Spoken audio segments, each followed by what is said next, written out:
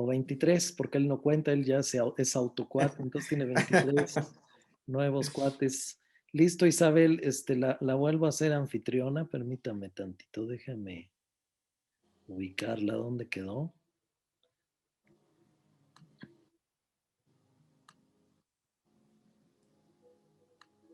Ya es usted anfitriona, Isabel. Muy bien, pues muchas gracias. Entonces, pues lo presento. Él es Óscar Javier Martínez Oxama. Sí, él es productor radiofónico, es periodista musical, es gestor musical, él es músico, eres percusionista y baterista, más baterista que Percusionista, percusionista, sí. percusionista, y es editor. Es decir, tiene la capacidad profesional de ver desde varias perspectivas toda esta cuestión, pues de la música que es de tanto interés para él y que con tanto gusto nos comparte. Nos va a dar hoy una plática que es titulada Músico tenías que ser, ¿sí? Entonces, ¿qué significa ser un músico y cuál es el valor de la música? Eso es de lo que nos va a hablar, sí, pues en esta bonita mañana de jueves. Y maestro, pues te agradecemos mucho que hayas atendido a nuestra invitación y aquí tienes tu casa y todos te Muchas gracias. escuchamos, pues con muchísima atención. Muchísimas gracias. Bueno, pues para mí es un placer estar compartiendo con todos ustedes desde Oaxaca hasta Querétaro. Esta posibilidad de tender redes, de conocernos ahora a través de estos medios virtuales, yo creo que nos va a permitir también conocernos, digamos, y tender redes, es que es algo que a mí me ha interesado mucho, no solamente como divulgador o como gestor, sino también como músico, en un momento en el que, pues, yo creo que tendríamos o vamos a tener que replantearnos mucho el asunto de ser un músico en estos tiempos. Y un poco también la charla la quiero vincular hacia allá. Básicamente, cuando me ha tocado compartir con algunos estudiantes o dar charlas, yo he tenido la fortuna de también dar algunas clases en universidades aquí en Oaxaca. Me gusta mucho la cuestión presencial porque puedes interactuar, puedes escuchar también. Yo quisiera que esta charla también fuera una especie de conversación. Mm, y bueno, vamos a intentar hacerlo a través del chat. Si alguno de ustedes tiene algún comentario, lo pueden escribir y ya me lo van leyendo. Le pediría a Alonso que me lo fuera leyendo. Y bueno, básicamente yo quise titular esta charla Músico tenías que ser, un poco por dos razones, o intento darle lectura a esa frase de dos maneras, ¿no? Por un lado, la lectura coloquial, la lectura popular, a la que muchos músicos jóvenes o muchos estudiantes de música se tuvieron que enfrentar en su momento. Yo no sé en este momento de los que nos están viendo cuántos tuvieron que enfrentar un poco las reticencias familiares o este estereotipo de que, bueno, si vas a estudiar música te vas a morir de hambre, o si vas a ser músico te vas a morir de hambre, qué sé yo. Y de pronto músico tenías que ser pareciera como una condena, ¿no? Pero si atendemos un poco también al sentido de la frase, también hay un sentido como casi de destino, ¿no? O sea, hasta qué punto uno tenía que llegar a ser lo que podemos definir como ser músico, ¿no? Y por ahí vamos a entrarle un poco en esta charla para entrar en calorcito. Yo quiero partir de dos ideas rectoras, digamos, en esta conversación. La primera es, ¿qué es ser músico? ¿Qué es ser músico? Y la segunda, ¿qué significa hacer música? ¿Cuál es el valor de hacer música? Eh, Podemos estudiar la música desde la música misma, ¿no? Es lo que hacemos en las escuelas, estudiar la música como un sistema, como un lenguaje. Pero si hacemos solamente eso, vamos a estar acotando nuestro conocimiento y la comprensión de nuestro propio oficio, ¿no? Estudiar la música solamente como un sistema, como un lenguaje, nos va a permitir tener un cierto expertise, unas ciertas competencias en cuanto al lenguaje musical, pero nada más, ¿no? De hecho, entonces podemos abordar la música desde otros campos del conocimiento para poder entender mucho mejor a la música como manifestación de lo humano, como concepto, y también como un campo del conocimiento que interactúa con otros campos. Y podemos unir ambas fuentes de conocimiento en nuestra propia experiencia personal, haciendo, como dice cierto autor, que se vincule en tiempo real el cuerpo vivo de quienes estamos aquí presentes con el cuerpo vivo del conocimiento.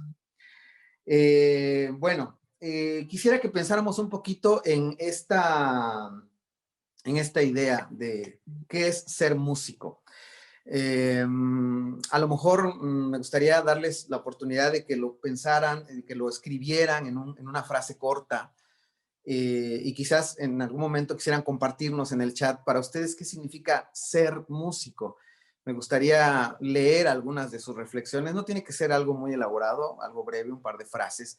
Lo que para ustedes de entrada, así a bote pronto, significa ser músico.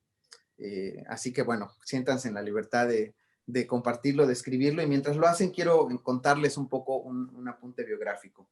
¿Cómo descubrí yo la música? ¿No? La música yo la descubrí en la casa familiar. En mi casa había discos, mi papá había sido músico en su juventud. Así que la música siempre existió en mi casa, en el formato de discos, pero también en la radio. Y una cosa que me parecía muy interesante era, desde que era muy niño, era observar los discos mientras giraban y sonaba la música, ¿no? Y me parecía que ahí, dentro de ese pedazo de plástico, pasaban cosas que no podía, digamos, explicar, pero que me emocionaba en lo profundo. Y luego, más adelante, muchas veces me han preguntado cómo descubrí el jazz, ¿no? Y la historia en breve es, bueno, a través también de la radio. En la radio universitaria de Oaxaca había un programa, y yo, teniendo 10, 11 años, escuchaba ese programa por las tardes. Yo no sabía lo que era el jazz, evidentemente, pero esa música hacía conexiones con cosas que no eran meramente musicales, que tenían que ver más bien con una visión de un niño, casi un jovencito, que empezaba a explorar a través de las lecturas, a través de su propia imaginación, la posibilidad de otros universos más allá del pequeño universo doméstico en el que vivían, ¿no? Yo interpreto ahora esa sensación, por ejemplo, como una sensación de aventura, ¿no? La música que yo escuchaba se aventuraba por terrenos que a mí me gustaría en ese momento recorrer, por caminos nuevos. Y bueno, después, ya años después, estudié 2 años en la escuela, ahora Facultad de Bellas Artes, en la Escuela de Bellas Artes. Estudié 1 año música clásica, terminé el método del Sagreras, el primer libro del Sagreras. Y después, no sé, abandoné, o sea, no me interesó más la guitarra. Al año siguiente me inscribí en saxofón y estudié saxofón igual 1 año. Después, así como llegó, se fue, tampoco me hizo gran mella. Una cosa muy curiosa, porque yo siempre dije que quería ser músico, pero estando en la escuela dejó de interesarme y me dediqué al periodismo escrito durante muchos años, casi 10 años, y después me reconecté con la música, pero desde otra perspectiva. Fue la primera vez que conocí un tambor, que toqué un tambor, y ahí hubo un clic con la música nuevamente, pero a través de un instrumento que es la percusión. Y ahí mi conocimiento y adentrarme a la música fue ya de manera autodidacta, en el conocimiento de la percusión y de distintos instrumentos relacionados. Pero yo tenía un conflicto con el hecho de decir que era músico. Yo ya llevaba muchos años trabajando en periodismo, haciendo radio. Entonces, en esas primeras oportunidades de tocar con otras personas, con otra gente, cuando me preguntaban, tú eres músico, yo decía, no, bueno, yo aquí vine medio a jugar. Me costaba mucho trabajo asumirme como músico. Pensaba que no podía. ¿Cómo iba yo a asumirme como músico si en realidad primero había abandonado una carrera de música y luego, pues durante 10 años no había tocado un instrumento para nada, y luego tenía un acercamiento con la percusión, que además ya la percusión, la batería tiene su propio estereotipo, ¿no? Dicen que el baterista es el mejor amigo del músico, por ejemplo, ¿no? Y este tipo de cosas que en lo popular se conocen, ¿no? Pero después hice un viaje largo cuando cumplí 30 años, un poco para asentar mis ideas. Y estando muy lejos de México, viajando solo, me vino una certeza, ¿no? La certeza de ser músico, de que efectivamente yo era músico. Ahí viene este asunto del ser, ¿no?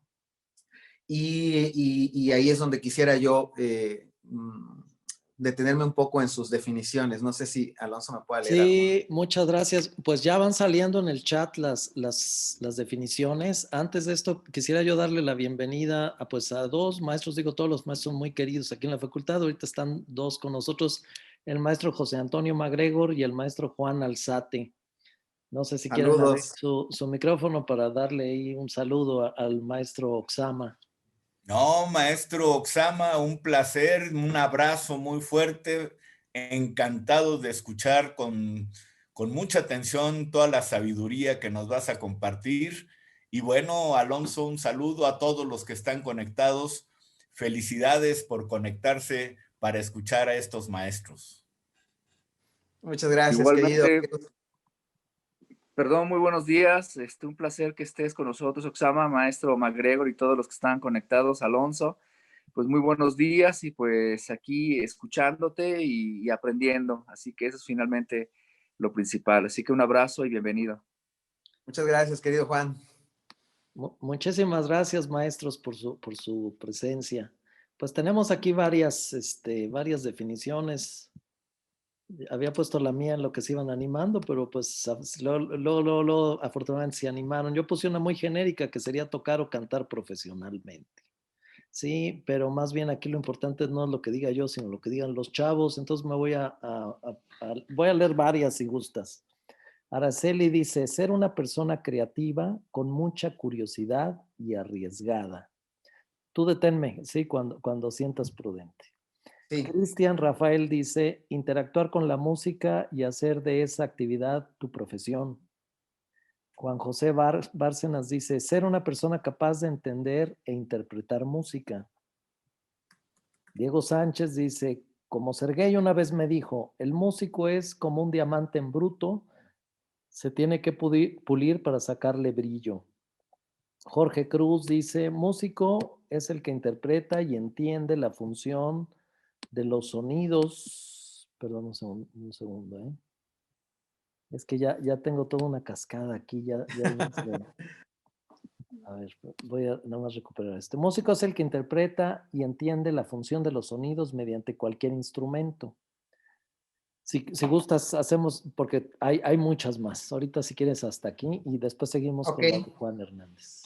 Me parece bien. Bueno, hay un montón de definiciones de la música, desde lo más técnico, digamos, nos vamos al diccionario, hasta definiciones que intentan abarcar la música desde otros campos del conocimiento, ¿no? A mí me llama mucho la atención una definición de Louis Roller, que dice, la música es un lenguaje tonal sensualmente atractivo, autocontenido y que se caracteriza por un movimiento abstracto, incidente y un proceso dinámico. Estas cualidades abstractas pueden provocar en un oyente inclinado a ello ciertas clases de afecto que a veces se pueden parecer inclusive al afecto sentido por el compositor o por el ejecutante. Pero este afecto es extrínseco al sentido real y a la continuidad de la música. El significado intrínseco de la música se comunica en su propio lenguaje, el lenguaje del tono. Bueno, es una definición ahí un poco abigarrada que tiene que ver con la filosofía de la música, pero un poco la quiero compartir porque esto nos permite ver que definir la música como tal ya es una tarea, y es una tarea que ha sido, digamos, cubierta como un campo del conocimiento por investigadores, por filósofos. Es decir, no es solamente esta definición tan sencilla que nos enseñaron en nuestras primeras clases de que la música son los sonidos y los silencios usados de manera armónica, ¿no? Que ocupan un lugar en el espacio o en el tiempo. Y yo creo que cada uno de nosotros va llegando a su propia definición de la música, y esta definición de la música, por supuesto, tiene que ver con nuestros contextos y tiene que ver con el lugar en donde estamos situados y nuestros propios intereses también. Yo platiqué hace muchos años con un músico con el que tengo la gran fortuna de colaborar hasta la fecha. Es un músico muy importante en el ámbito de la música, digamos, contemporánea. Él es Steven Brown, norteamericano que vive en Oaxaca hace ya muchos años. Y hace tiempo yo le pregunté, Steven estudió, él es de Chicago, se fue a San Francisco en los años 70, le tocó todo este movimiento digamos, de los derechos civiles en San Francisco, y ahí fundó, digamos, su primera experiencia musical. Él fue a estudiar cine, él estudiaba cine, pero en una clase de la Facultad de Cine, en la Universidad de San Francisco, tenía que hacer un ejercicio musical y ahí conoció a otro músico, a otro estudiante con el que tuvo mucha afinidad y juntos fundaron una banda que se llamó Tuxedo Moon. Después se mudaron de San Francisco, se fueron a Roma, se fueron a Europa, y en Europa Tuxedo Moon llegó a ser uno de los grupos vanguardistas, digamos, de lo que llamamos el post-punk, la música de vanguardia, música y músicos que influenciaron una corriente que después se volvió ya muy comercial. Y una anécdota que me cuenta Steven es que uno de los jovencitos que siempre seguían a la banda por su periplo europeo en esas giras que tenían a finales de los 70, era un jovencito que después fundó una banda llamada Depeche Mode, que creo que todos hemos escuchado de esa banda. Bueno, de ese tamaño es un poco la figura de Steven. Y un día le pregunté, oye, Steven, pero si tú estudiaste cine, ¿por qué finalmente te dedicaste a la música? Y Steven me contestó, porque la música es el mejor agente de viajes. Entonces, claro, yo lo interpreté en ese momento como, sí, por supuesto, o sea, armas una banda, te juntas con tus amigos, haces una propuesta musical y eso te permite viajar y está maravilloso, ¿no? La música te lleva a conocer otros lugares, otros universos. Y esa fue como mi primera lectura. Después me puse a pensar y dije, a ver, ¿qué significa esto de que la música es un agente de viajes, ¿no? ¿Qué significa la palabra agente, para empezar, ¿no? ¿Cuál es la etimología de la palabra agente? Bueno, en el latín, digamos, agente está formado por dos vocablos, por dos lexemas. Uno que significa conducir y otro que significa que hace conducir, ¿no? Es un participio, la palabra agente, que conduce, que empuja, que provoca. Entonces, si pensamos en la música como un agente, estamos pensando que es justo eso, es algo que nos provoca, que nos empuja, que nos conduce, ¿no? ¿Y a dónde nos conduce? ¿Qué es lo que provoca la música? Porque más allá de los estilos, de los géneros, de las corrientes, la música sin duda es eso, es un agente, nos conduce a algo que tiene que ver con qué, bueno, con el espíritu humano, ¿no? Porque finalmente nos conecta a todos en algo que en todos es común, que es lo que podríamos llamar el espíritu humano, ¿no? En un interesante artículo, el compositor y ensayista español Ramón Barce rescata la discusión sobre el significado de la música, llevarla al ámbito sociológico, es decir, el significado musical, llevarla del ámbito sociológico, es decir, el significado musical está en los contenidos sociales que refleja. Y psicológico, el significado de la música viene definido por las experiencias subjetivas suscitadas en la escucha musical, y entonces llevarla de eso a reconducirla a un terreno donde pueda dársele un tratamiento un poco más objetivo. Para encarar una definición de la música, me parece oportuno compartirles esta cita de Julián Marrades Millet. Él dice, imaginemos por un momento en el Louvre, en el Museo del Louvre, frente al retrato de Mona Lisa de Leonardo da Vinci. Imaginémonos ahí. ¿Qué vemos? Vemos en primer plano el busto de una mujer que destaca sobre el fondo de un lejano paisaje de montañas y ríos. La mujer mira al espectador con un semblante seguro y sereno mientras insinúa una leve y enigmática sonrisa. Una descripción así podría hacerla cualquier espectador mínimamente sensible. Sin embargo, la sensibilidad que se requiere en este caso no es la mera facultad de percibir las cualidades secundarias de los cuerpos. Un chimpancé situado ante el cuadro de Leonardo vería quizás los mismos colores que nosotros, pero no vería en el rostro de la mujer una mirada serena ni una sonrisa enigmática. Para ver en ese objeto un rostro sereno y enigmático, hace falta esa capacidad de ver que Valheim considera una precondición de la experiencia estética, de la que el chimpancé carece. Es la misma capacidad que se llama la facultad de percibir cualidades terciarias. Ser un rostro no es algo que pueda decirse literalmente del objeto físico, que es el lienzo con sus cualidades primarias, es decir, dimensiones, formas, etc., ni de las cualidades sensibles que de él percibimos, colores, brillo, textura, etc. Tampoco en las cualidades primarias o secundarias de ese objeto hay nada a lo que nos estemos refiriendo materialmente al calificarlo de sereno o enigmático. Estas cualidades parecen ser secundarias porque son resultado de la percepción que propiedades tales como los trazos y colores desplegados en la superficie del lienzo, pero en realidad no lo son, porque su percepción depende no solo de la facultad de ver aquellas propiedades, sino también de la imaginación y de la educación.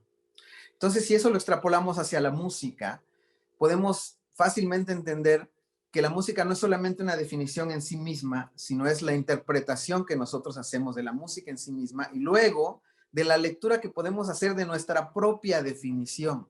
¿Por qué definimos la música como la definimos? Esa es otra pregunta que quiero ponerles ahí y quizás a algunos de ustedes les interese anotar por ahí esa respuesta. A lo mejor podríamos leer otro momentito de pregunta, bueno, de respuesta sobre qué es ser músico, pero nos vamos a ir dando cuenta de que a lo mejor la percepción de lo que es ser músico va cambiando.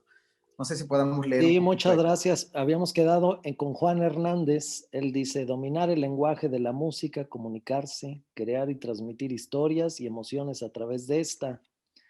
Honor 7S dice, se te desarrolla el cerebro impresionante y se descubre el mundo fascinante del solfeo, armonía, etc.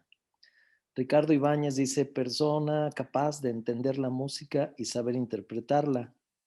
Ana Yamil manda saludos y felicitaciones. Leonardo dice, más allá del hecho de ser instrumentista, somos expositores de un mensaje y nuestro recurso para proyectarlo es la música.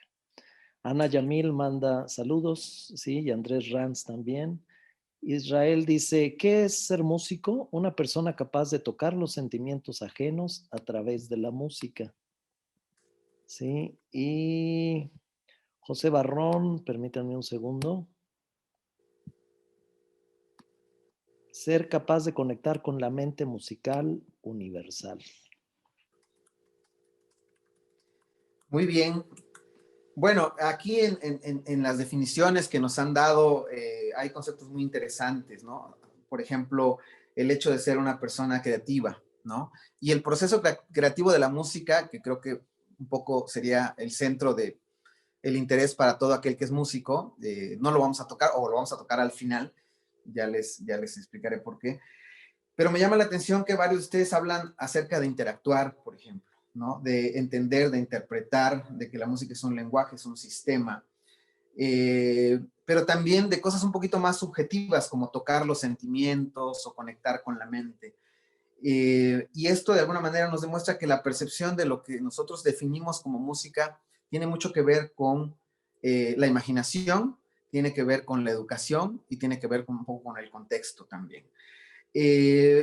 Luego, después de pensar en este asunto de la música como un agente, también me detuve a pensar sobre la música como un viaje, ¿no? Un viaje que, bueno, de entrada es un viaje vital, todos estamos de alguna manera en un viaje. Luego hay un libro muy interesante que no sé si algunos de ustedes conozcan, pero yo les recomiendo muchísimo su lectura. Es un libro de Joseph Campbell que se llama El héroe de las mil caras.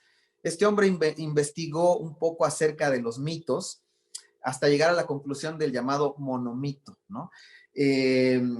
Básicamente lo que él dice es que los mitos fundacionales de la civilización, que pueden tener muchas diferencias aparentes en cómo se cuentan, en realidad comparten un tronco común. Todos los seres humanos en algún momento de su proceso civilizatorio han llegado básicamente a las mismas conclusiones. Y es un poco lo que Borges decía, que en el ámbito de la literatura solamente hay 4 historias para contar. Y a partir de ahí se desarrolla toda la literatura universal, ¿no? Joseph Campbell dice, sea que escuchemos con divertida indiferencia el sortilegio fantástico de un médico brujo de ojos enrojecidos del Congo, o que leamos con refinado embeleso las pálidas traducciones de las estrofas de Lao Tse, o que tratemos de romper una y otra vez la dura cáscara de un argumento de Santo Tomás, o que captemos repentinamente el brillante significado de un extraño cuento de hadas esquimal, encontraremos siempre la misma historia de forma variable y, sin embargo, maravillosamente constante, junto con una incitante y persistente sugestión de que nos queda por experimentar algo más de lo que podrá ser nunca sabido o contado. En todo el mundo habitado, en todos los tiempos y en todas las circunstancias han florecido los mitos del hombre, han sido la inspiración viva de todo lo que haya podido surgir de las actividades del cuerpo y de la mente humanos. No sería exagerado decir que el mito es la entrada secreta por la cual las inagotables energías del cosmos se vierten sobre las manifestaciones culturales humanas. Las religiones, las filosofías, las artes, las formas sociales del hombre primitivo e histórico, los primeros descubrimientos científicos y tecnológicos, las propias visiones que atormentan el sueño, emanan del fundamental anillo mágico del mito. Lo asombroso es que la eficacia característica que conmueve e inspira los centros creadores profundos reside en el más sencillo cuento infantil, como el sabor del océano está contenido en una gota y todo el misterio de la vida en el huevo de una pulga, porque los símbolos de la mitología no son fabricados, no pueden encargarse, inventarse o suprimirse permanentemente. Son productos espontáneos de la psique y cada uno lleva dentro de sí mismo, intacta, la fuerza germinal de su fuente. ¿Cuál es el secreto de la visión eterna? ¿De qué profundidades de la mente se deriva? ¿Por qué la mitología es la misma en todas partes, por debajo de las diferencias de vestidura? Y finalmente, ¿qué nos enseña? Yo creo que este último párrafo lo podemos perfectamente aplicar a la parte musical. Si pensamos en términos, digamos, muy pragmáticos, la música son un conjunto de notas que son comunes a todos nosotros, ¿no? A todas las culturas, a todas las civilizaciones.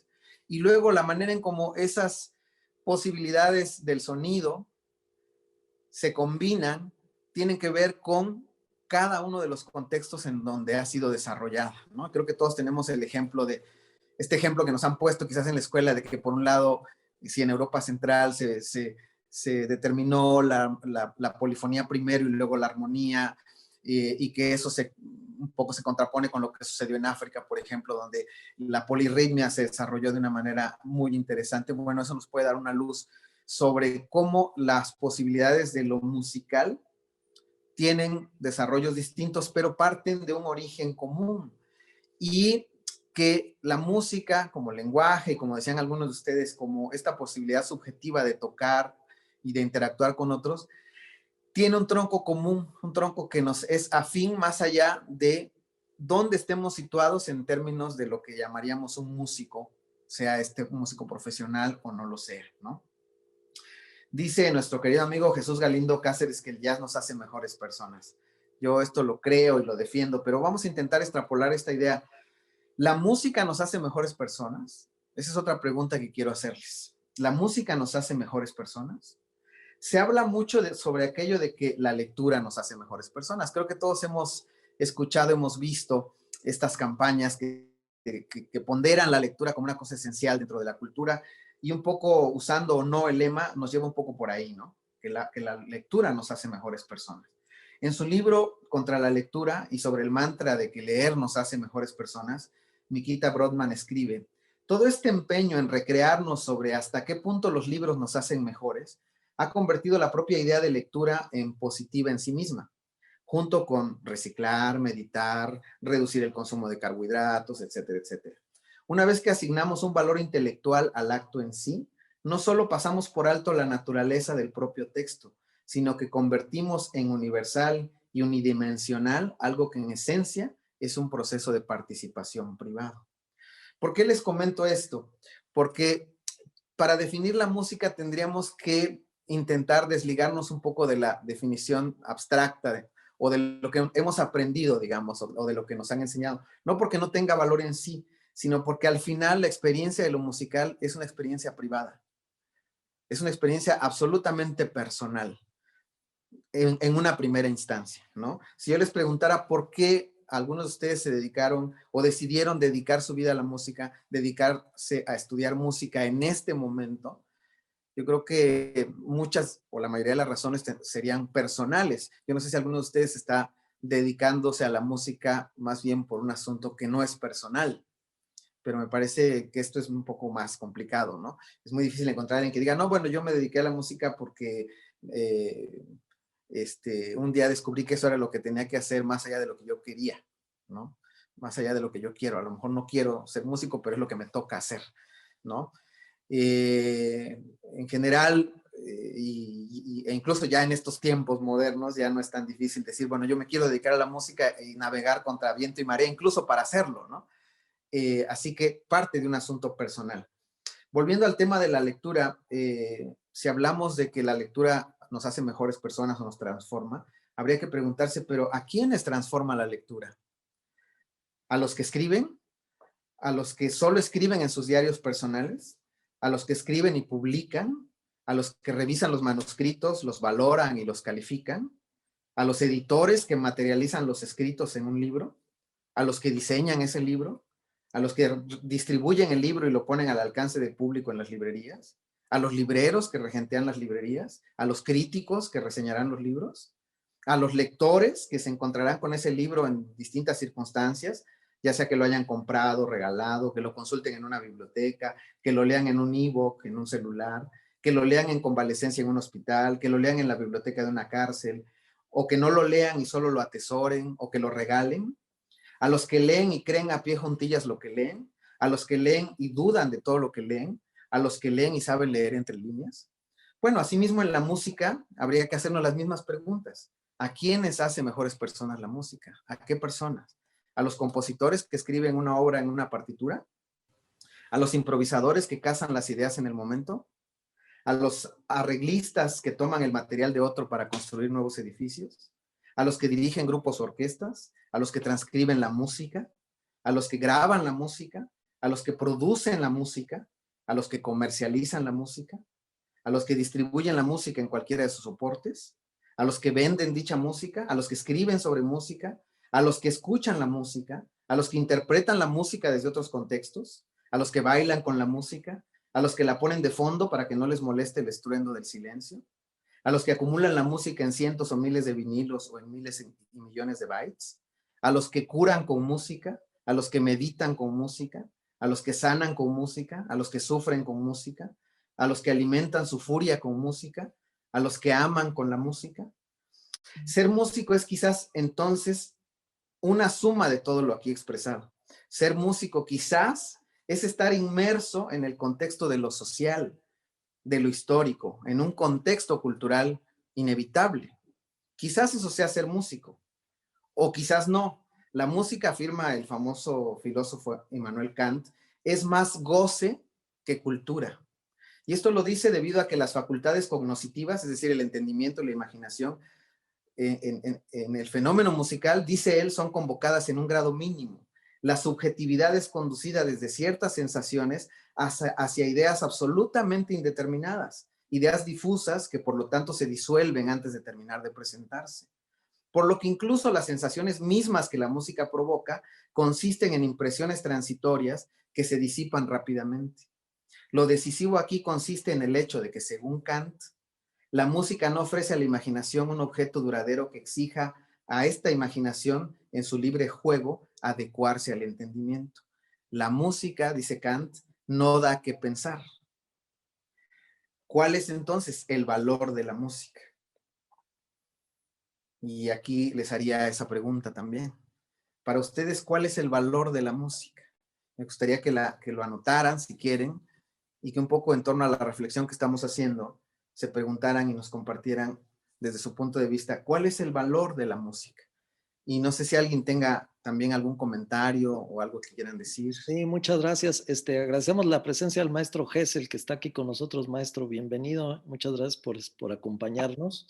Y bueno, el maestro José Antonio MacGregor nos había escrito algo que venía en la vertiente que nos estabas dirigiendo originalmente y que probablemente nos está llevando hasta esta segunda situación. Entonces, más bien, en lugar de leerlo, le voy a pedir al maestro José Antonio que haga el favor de abrir el micrófono y que nos haga su planteamiento, porque creo que es un vínculo muy padre entre lo que veníamos y hacia dónde nos estás llevando.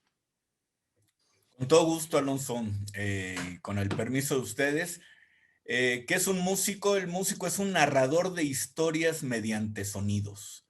Cada narración cuenta una historia y cada historia es creada, interpretada, descifrada, escuchada y significada por cada persona de manera diferente. La capacidad para descifrar dichos sonidos está dada por nuestra biografía, lo que nos enseñaron, las herramientas que tenemos y nuestra educación que nos permitan acceder algunos de manera restringida, a otros de manera amplia, a la interpretación de cada historia. Por ejemplo, en el jazz, cada improvisación es una narrativa, es un discurso.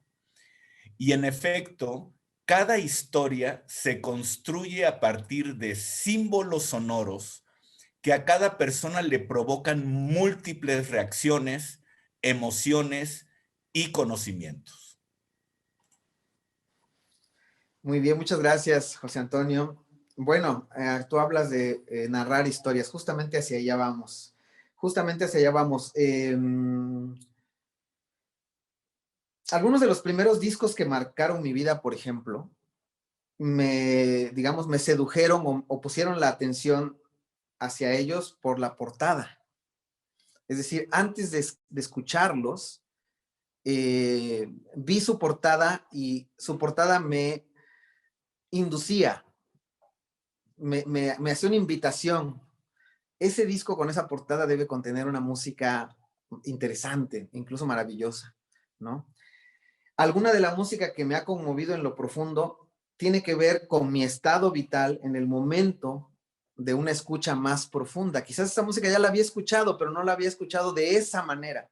Y de pronto hay un estado vital que me lleva a escucharla de una manera que no la había escuchado antes y ocupa otro lugar. ¿Es el mismo músico? Sí. ¿Es la misma música? Sí. Entonces, ¿qué es lo que cambió? Mi estado vital. Alguna música que me resulte esencial es un reflejo de la personalidad de su creador. Por ejemplo, en mi caso, la música de John Coltrane, o la música de Luis Alberto Spinetta, o la música de Arturo Meza, ¿no? Que sí tiene que ver con la música, sí, pero tiene que ver también con la personalidad de quien hace la música. A veces, en el caso, por ejemplo, de Luis Alberto Spinetta, a veces leo más sus reflexiones en entrevistas o las cosas que escribe, más que escuchar su música, ¿no?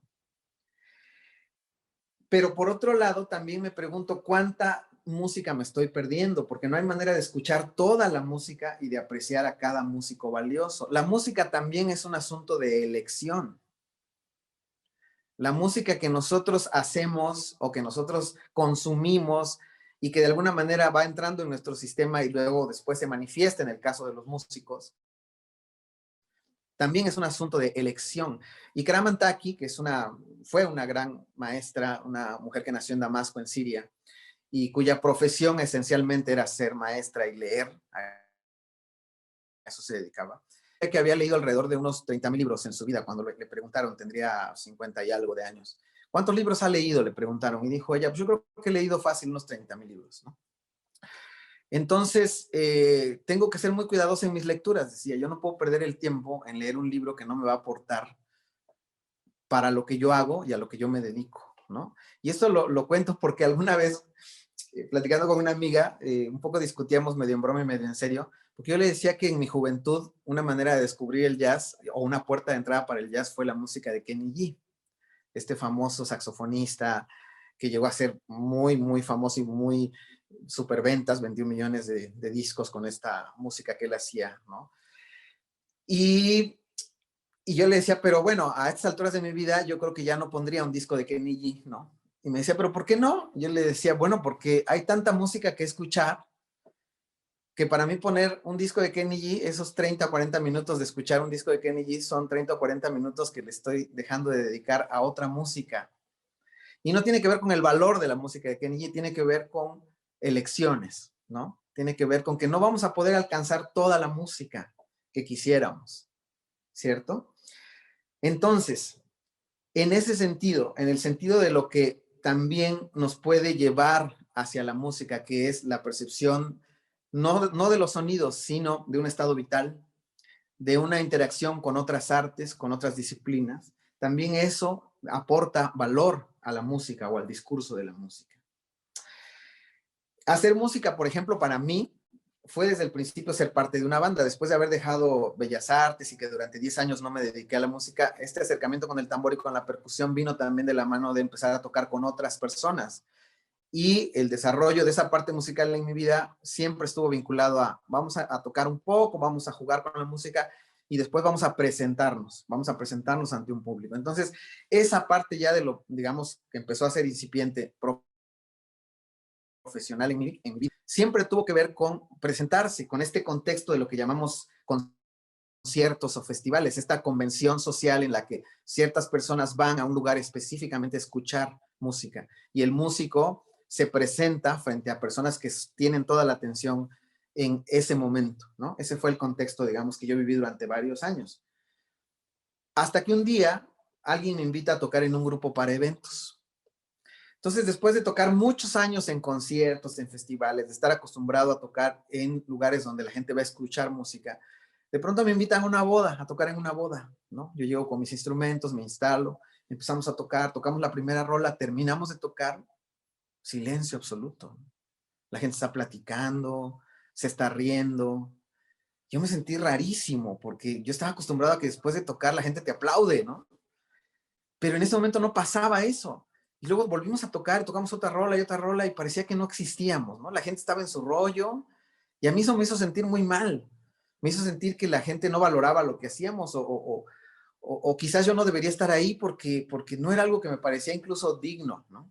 Fue una sensación muy rara que me acompañó durante varios meses en ese contexto de tocar en bodas, ¿no? Y me conflictuaba mucho, pensaba mucho en si estaba haciendo lo correcto, si lo estaba haciendo solo por dinero o por una situación vital en la que yo estaba viviendo y en la que yo intentaba como evadirme del mundo real y me concentraba solo en tocar, pero no era una sensación placentera. Hasta que pasó algo muy interesante. Terminando de tocar en una boda, estábamos recogiendo nuestros instrumentos y se acercaron los novios. Y el novio nos dice, palabras más, palabras menos, nos dice, muchas gracias por ponerle música al día más importante de mi vida. En ese momento me cambió completamente el chip. En ese momento entendí que la música tenía otro significado, para mí al menos. La música no era solamente esta convención de escucharla y de adentrarse en esta cosa como misteriosa de lo que la música nos puede decir y en este viaje y en esta cosa casi mística. La música también puede tener una función social muy importante. Ayer estaba viendo imágenes de la toma de posesión de Joe Biden y había una banda de música, ¿no? Cuando se retiran las banderas, la banda de música toca.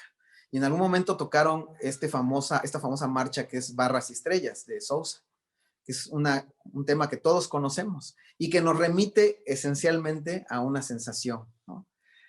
La música estaba ahí presente en un momento social, político de un país en específico, como también está presente, por ejemplo, en las comunidades en Oaxaca, en los velorios, en las bodas, en las mayordomías. Entonces, la música también tiene una función social.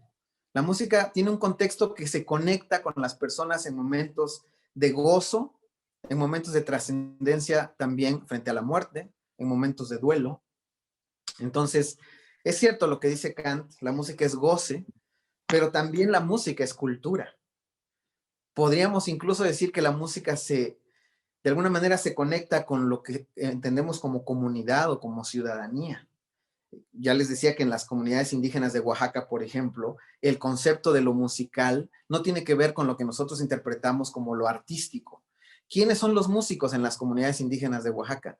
Son agricultores, son jornaleros, que durante las tardes se dedican a la música. Por ejemplo, el maestro de música de una comunidad es maestro porque sirve a la comunidad en asamblea. Se dice, bueno, ahora don Juan va a ser el maestro de música durante un año. Es un servicio a la comunidad que no se cobra y durante las tardes de ese año los jóvenes van a la casa de don Juan a aprender música. Y las comunidades tienen su escoleta y tienen sus bandas que interactúan en los eventos importantes de la comunidad, pero no como una cosa artística, sino como una cosa que es parte de un servicio. La comunidad, la música como un servicio a la comunidad. Es decir, la música integrada a los procesos de vida de una comunidad específica. Así pues, y un poco llegando al final de estas reflexiones, en la medida en que me interese en todos los campos donde roce mi campo de acción, que en este caso es la música, en esa medida yo voy a poder tener una mayor comprensión de lo que significa ser músico y de lo que significa hacer música. Por ejemplo, en esta pandemia, para muchos músicos, ser músico ha sido sobre todo ni hacer música, ni vivir de la música. Entonces, ¿qué es ser músico? Cuando hay músicos que llevan 9 o 10 meses sin tocar, por ejemplo, ¿no? Bueno, quizás componen, escriben, o leen sobre música, o hacen videos, o hacen conciertos en línea. Pero es interesante el momento en el que nos toca vivir, porque también nos replantea un poco los motivos por los cuales nosotros hemos decidido ser y hacer música. No es lo mismo ser o hacer música en un momento previo a la pandemia, ¿no? Como hacerlo en este momento. Si ustedes hubieran tenido que elegir estudiar música en, digamos, marzo o abril del 2020, ¿lo hubieran hecho de la misma forma como lo eligieron hace 3 o 4 años? En medio de un contexto de pandemia, de confinamiento, en medio de un contexto tan incierto. Bueno, la música, como muchas actividades de lo humano, tiene que enfrentarse a esos pesos y contrapesos de lo que significa la vida en general, ¿no? Y a veces la vida en general también nos pone en el trance de si en algún momento tendríamos que dejar de ser músicos. ¿Se puede dejar de ser músico? Es otra pregunta que les lanzo. Y me gustaría también que lo anotaran y en algún momento lo vamos a leer. ¿Se puede dejar de ser músico? Bueno, casi ya para terminar, quiero compartirles un par de citas, sobre todo de un libro que a mí me ha interesado mucho, que se llama Free Play, la improvisación en la vida y en el arte, de Stephen Nachmanovitch. Creo que algunos de ustedes saben lo que es el interplay. Bueno, el interplay básicamente se puede describir de esta manera. Al describir una actuación, la mayoría de los escritores de jazz se centran en las líneas improvisadas del solista o en sus progresiones armónicas subyacentes.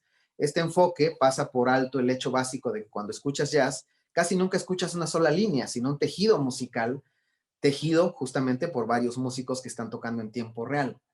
Y si bien a menudo es pragmático destacar una línea individual, es importante recordar que un solo improvisado es solamente un hilo en ese tejido, y es un hilo apoyado por, respondido y sensible a las partes que están interpretando los otros músicos del grupo. Es decir, en términos coloquiales, el interplay es la manera en cómo los músicos tocando en tiempo real se comunican.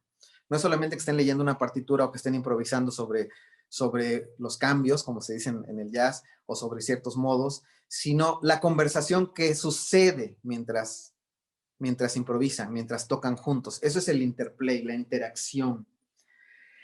Y eso tiene que ver con todo lo que hemos hablado, lo que un músico expresa, y así llegamos al proceso creativo.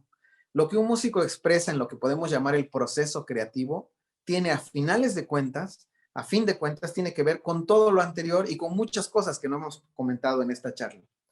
Pero en la medida en que seamos conscientes o que tengamos, digamos, nuestro ser consciente de que el proceso creativo es, por un lado, el punto de partida de lo musical, pero también es el punto de llegada de todo lo que nos ha alimentado hasta el punto, en ese momento en el que tomamos el instrumento y comenzamos a tocar o comenzamos a escribir. Bueno, en la medida en que tengamos eso consciente, vamos a poder llegar a todo esto que dijeron antes. Usar la creatividad, ser curiosos, ser arriesgados, interactuar, entender e interpretar un sistema, el sistema musical.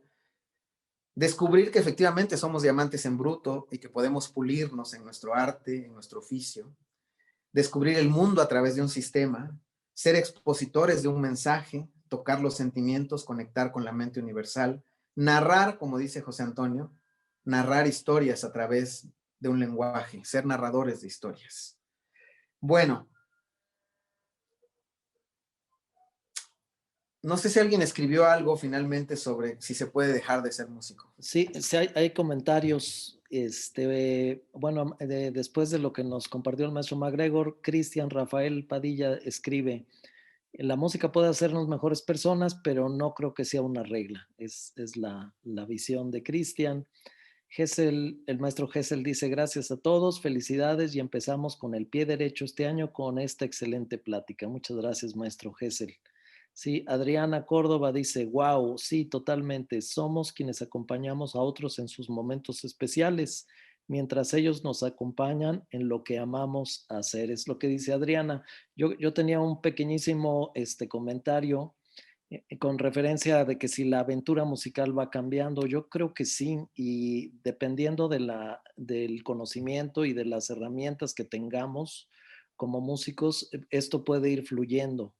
Es decir, en la vida de una persona, pues se van haciendo muchas cosas, y en la música yo siento que sí se puede ir cambiando un poco el panorama, y se puede disfrutar cada uno de los momentos que se van viviendo como músicos, y una buena preparación nos permite hacer estos cambios, ¿no? Así es, justamente. Y bueno, yo no he querido tocar conscientemente, digamos, el tema del proceso creativo, porque eso ya es, digamos, tema de cada uno y de las elecciones que uno haga. En mi caso, por ejemplo, el proceso creativo ha pasado básicamente por tocar con otros músicos y aprender de ellos. Yo estudié 2 años en una escuela, estudié el solfeo y estudié, digamos, todo lo que tiene que ver con sistemas, pero me ha servido muy poco en mi vida, digamos, profesional como músico en el campo de lo que yo me relaciono. Básicamente, a mí me ha tocado mucho trabajar la improvisación libre, por ejemplo, o trabajar concretamente con el lenguaje que utilizan ciertos músicos, interactuar con ellos, ¿no? Ese ha sido mi proceso creativo, componer música de acuerdo a la banda o al grupo o al proyecto en el que estoy colaborando. En el caso, por ejemplo, de un proyecto en el que he tenido que emplearme más a fondo como músico, que es Cinema Domingo Orchestra, que es una banda donde hacemos música para cine y hacemos cine conciertos en vivo. Básicamente componer música para películas, ¿no? Para escenas, para una plataforma o un mensaje audiovisual. Y eso a mí me ha permitido interactuar no solamente con los músicos, sino con la visión de directores que plasman en un metraje, digamos, sus propias historias. Entonces, cada uno de nosotros, de acuerdo a su propio campo de acción, va generando sus procesos creativos y los va nutriendo. Lo que me interesa compartirles en esta charla es cómo llegamos al proceso creativo, cuál es nuestra armadura humana, social, vital, con la que llegamos a ese proceso creativo. Y en la medida en que podamos abrir nuestras mentes y entender que, como dije hace un momento, si entendemos que podemos interactuar los campos del conocimiento con todo aquello que roce con el campo musical, vamos a poder alimentar de una mejor manera nuestro proceso creativo. No sé si a ustedes les ha pasado, pero yo he estado en fiestas con músicos y de pronto se juntan los bateristas, ¿no? Y uno se acerca a la conversación. ¿Y de qué hablan los bateristas? De batería, de baterías, de bateristas, ¿no? Y luego se va uno donde están los bajistas. ¿Y de qué hablan los bajistas? De bajistas, de bajos, ¿no? De discos de bajo. Y de pronto nos ensimismamos demasiado. Siento que los músicos de pronto nos ensimismamos en nuestro propio lenguaje, en nuestro propio sistema. Y nos cuesta trabajo levantar la mirada y ver que estamos inmersos en un mundo, en un contexto, y que todo ello alimenta lo que somos. Yo coincido mucho con esto que alguien decía, de que sí, la música nos hace mejores personas, pero no necesariamente, ¿no? Y creo que el proceso de lo musical en cuanto ya a un lenguaje y en cuanto ya a un producto como tal, puede transformar la vida de las personas. Eso no quiere decir que quien lo produzca sea una persona, digamos, ejemplar o moralmente, digamos, o socialmente ejemplar en ciertos contextos, ¿no? Pero eso obedece a otro tipo de campos. Lo que quiero decir es que en la medida en que podamos conectar los campos de nuestro interés con lo que hacemos, en esa medida vamos a enriquecer, digamos, nuestro quehacer musical.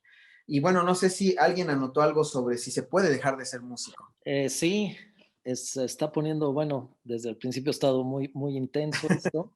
Juan José Bárcenas escribe, creo que no se puede dejar de ser músico. Se puede dejar de vivir de la música, pero uno sigue apreciándola. Araceli Hernández dice, yo también creo que no se puede dejar de ser músico.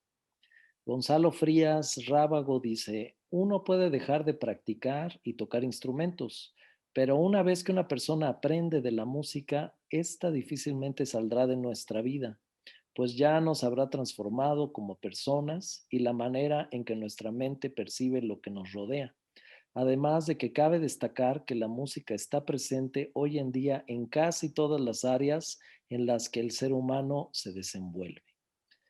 Cristian Rafael Padilla dice, si las definiciones del arte, de la música, el ser músico y su importancia son definiciones personales, entonces alguien podría dejar de ser músico si sus definiciones se lo permiten. Y Araceli dice, sí, igual a veces también nos cerramos a un género musical. Muy interesante lo que nos comparten. Yo voy a cerrar con esto y creo que me gustaría mucho que nos quedáramos en la reflexión para en otro momento seguir un poco el tema. Yo conocí hace unos años a Kenny Werner. Kenny Werner es uno de los grandes pianistas del jazz contemporáneo de los últimos 30 años. Es un hombre que ha dedicado su vida al jazz, también a la educación en el jazz, a la composición, y es un increíble pianista. Él estuvo en el Centro de Estudios Jazzub en Jalapa hace algunos años, participando en el Festival de Jazz y dando algunas charlas y tocando. Y me interesaba mucho conocer a Kenny Werner porque es una personalidad que reflexiona mucho sobre sí mismo, sobre el arte, la música, sobre el ser músico. Y tuve la posibilidad de entrevistarlo, de hacerle un par de preguntas al final de una de sus charlas, porque fue una charla muy interesante. Al final de esa charla, y un poco por lo que él había dicho, un estudiante le pregunta, ¿no? Y le dice, maestro, ¿usted qué haría si un día ya no puede tocar? ¿Usted qué haría si un día ya, por alguna razón, por lo que sea, usted ya nunca más puede tocar un piano, ¿no? Y bueno, todo el mundo es expectante a la respuesta de Kenny, ¿no? Y Kenny Werner dijo, pues no pasa nada. En mi caso no pasaría nada, me dedicaría a otra cosa. Entonces la respuesta así tan simple, tan pragmática de Kenny, pues nos movió a todos, ¿no? Porque estamos hablando de un hombre que le ha dedicado su vida entera a la música. Entonces yo al final le pregunté, maestro, con respecto a la pregunta que le hicieron sobre si usted ya no podría tocar, él me dijo, mira, la música finalmente es un medio, es la posibilidad de que yo encontré para expresarme en el mundo. Si un día yo no pudiera usar más ese medio, buscaría otro, porque al final lo que importa es lo que yo tengo que decir, no cómo lo digo. Y esa pregunta a mí me ha hecho pensar muchísimo en lo que significa ser músico, ¿no? Es decir, que en ningún momento le quitó valor a ser un músico. O sea, la prueba viva del valor de ser músico es que él ha dedicado su vida a ser músico. Pero luego hay otra reflexión que tiene que ver con una cosa más profunda, ¿no? Y es que quizás el valor de lo que realmente alimenta lo que somos como seres humanos y que expresamos en algún medio, como en este caso la música, pueda traspolarse, pueda trasladarse, ¿no? Y entonces...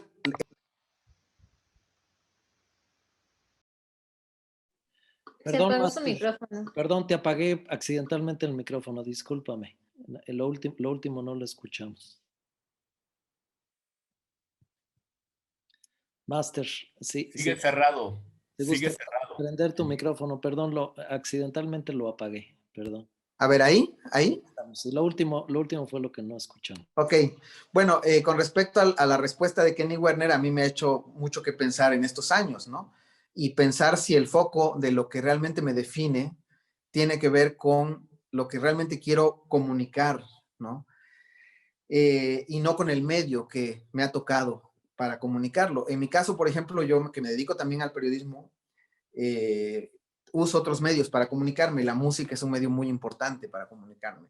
Pero puedo entender un poco la respuesta de Kenny, ¿no? Puedo entender que si ponemos el foco en que lo importante es lo que comunicamos, quizás en mi caso yo me siento agradecido de haber encontrado la música como ese medio por el cual me pueda comunicar, pero lo importante es el comunicar, el comunicar.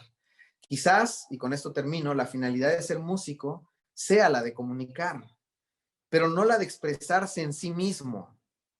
Es decir, no solamente comunicarme yo, decir lo que yo quiero, decir esta figura del romanticismo de Europa Central, del músico como una figura casi mística que tiene algo que decir para los simples mortales, ¿no? No esa figura, sino la figura que nos sugiere la propia palabra, comunicar, que viene del latín, que es comunicare y que significa decir al otro, la posibilidad de reconocer al otro y de comunicarse con él, como ahora nosotros nos estamos comunicando, quizás no cara a cara, pero finalmente existe una comunicación y hemos establecido una convención en este momento para poder comunicarnos. Así también la música, así también la música. Y en el momento en que nosotros podemos comunicarnos, es cuando sentimos esa cosa mágica, que es que la música realmente nos está llevando a un nivel de comunicación con algo que está más allá de nuestra comprensión, sea que estemos improvisando en un solo increíble de jazz, sea que estemos tocando en una boda donde la gente está disfrutando maravillosamente y bailando, y nosotros provocando esa sensación, sea que estemos cantando en un coro la música polifónica de los grandes maestros en una iglesia y la gente pueda entrar en un trance, o sea también aquellos que usan la música de manera privada como sanar, como para meditar, ¿no? La música nos puede llevar a esos estadios. Quizás lo que necesitamos es finalmente conectar con esa parte de nuestra conciencia universal para poder llegar a, como muchos de ustedes han dicho, que yo me quedaría con esos dos conceptos. Por un lado, la narrativa de lo que somos. Por otro lado, el poder apreciar a través de esa narrativa lo que somos y luego poder transformar, ¿no? La música es también transformación. Tomamos 7 notas y las transformamos. Y eso quizás sea un buen ejemplo de lo que en sí misma la vida es, transformación. No sé, lo dejo allá en la reflexión. Hay una cita que les quiero leer, déjenme traer un libro, este libro que les comento, que es de Stephen Nachmanovic, que se llama Free Play. Se los voy a traer y les comparto esa cita y con eso terminamos.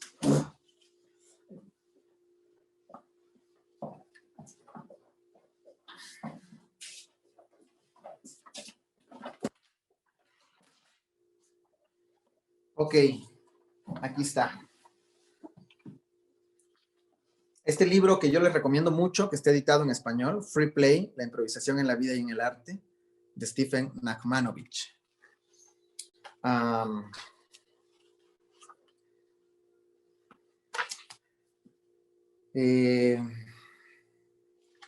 Tengo un par de citas que les quiero leer rápidamente para terminar. Y dice, la creatividad es una armonía de tensiones opuestas que están encapsuladas en nuestra idea inicial. Lila, que viene de la palabra en sánscrito que significa juego divino. A medida que avanzamos con el flujo de nuestros propios procesos creativos, nos aferramos a ambos polos. Si abandonamos el juego, nuestro trabajo se torna pesado y rígido. Si abandonamos lo sagrado, nuestro trabajo pierde su vinculación con el suelo en que vivimos. El conocimiento del proceso creativo no puede reemplazar a la creatividad, pero puede salvarnos de abandonar la creatividad cuando los desafíos son demasiado intimidatorios y el juego libre parece bloqueado. Si sabemos que nuestros inevitables retrocesos y frustraciones son fase del ciclo natural de los procesos creativos, si sabemos que nuestros obstáculos pueden convertirse en nuestros adornos, podremos perseverar y obtener frutos de nuestros deseos.